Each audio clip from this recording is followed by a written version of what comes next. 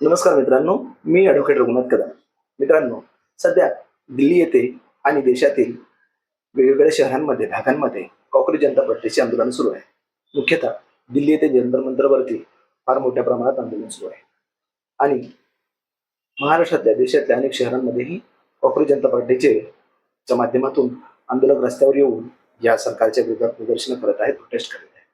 तर मित्रांनो, मला असं म्हणायचं आहे की आपल्या महापुरुषांचा वापर करून घेऊन, म्हणजे छत्रपती शिवरायांची प्रतिमा वापरून किंवा डॉक्टर बाबासाहेब आंबेडकरांची प्रतिमा वापरून, निळा झेंडा वापरून किंवा भगवा झेंडा वापरून किंवा देशाचा तिरंगी झेंडा वापरून जर कोणी आपली दिशाभूल करत असेल तर याची पडताळणी आपण करणं गरजेचं आहे. कारण की असंच एक फार मोठं आंदोलन हे आपण पाहिलेलं आहे.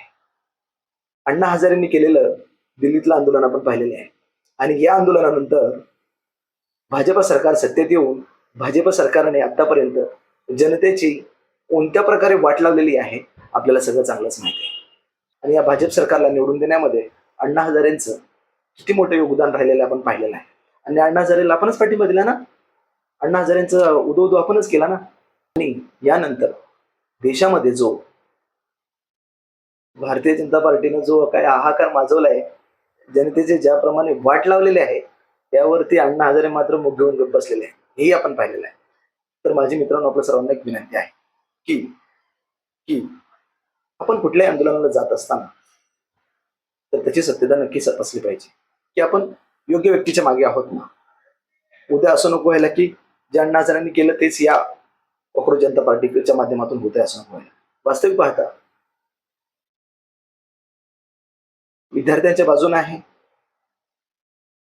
पेपर फुटीमुळे ज्या विद्यार्थ्यांचं नुकसान झालेलं आहे, ज्या विद्यार्थ्यांनी आत्महत्या केलेल्या आहेत, त्याबाबत सरकारने जबाबदारी घेतलीच पाहिजे आणि सरकारने याच्याबाबत धर्मेंद्र प्रधान यांना त्या पदावरून काढून टाकलंच पाहिजे. ही नैतिक जबाबदारी सरकारची असते. परंतु आंदोलनकर्त्या विद्यार्थ्यांना, कार्यकर्त्यांना आणि महामानवांच्या अनुयायांना माझी विनंती आहे की आपण एखाद्या आंदोलनामध्ये सहभागी होत असताना त्या आंदोलनाची किंवा त्या आंदोलनाची सत्यता पडताळावी. जय भीम, जय शिवराय.